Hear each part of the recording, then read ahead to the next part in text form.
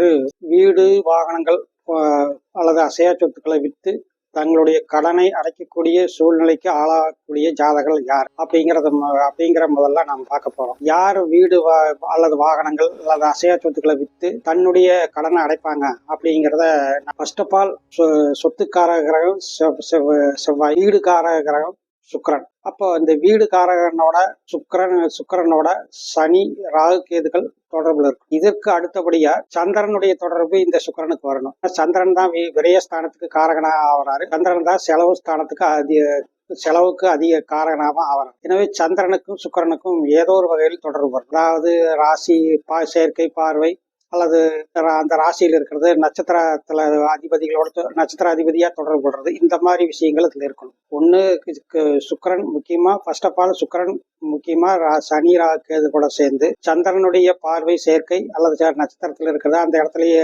சந்திரனுடைய வீட்டுல இருக்கிறது, இந்த மாதிரியான சந்திரனுடைய தொடர்புகள் வேணும். இதற்கு அடுத்தபடியா 4ஆம் அதிபதி, உங்கள் சொத்து ஸ்தானாதிபதி என்று கோரக்கூடிய 4ஆம் அதிபதி 6, 8, 12 ஆகிய ஸ்தானங்களோட தொடர்பு கொண்டிருக்கின்றோம். அதாவது 6, 8, 12 மூணுமே துஸ்தானங்கள் தான். அந்த 3 2 ஸ்தானாதிபதிகளோட தொடர்பு இருக்கணும் கண்டிப்பா.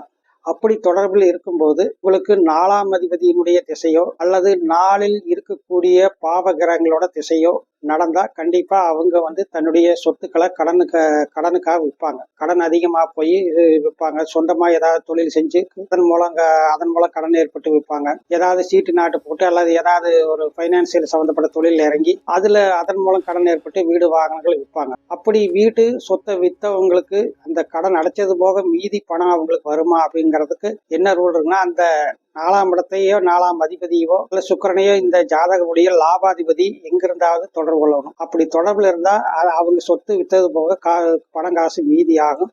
அவங்களுடைய மேற்கொண்டு வாழ்க்கைக்கு யூஸ் ஆகும். அப்படி தொடர்பு இல்லாமலேயே இந்த திசாபுத்திகள் நடந்தா, 4ஆம் அதிபதி திசை, 4இல் இருக்கக்கூடிய பாவகிரகங்களோட திசை நடந்தா கண்டிப்பா அந்த கடனுக்கு அந்த சொத்து போயிடும்.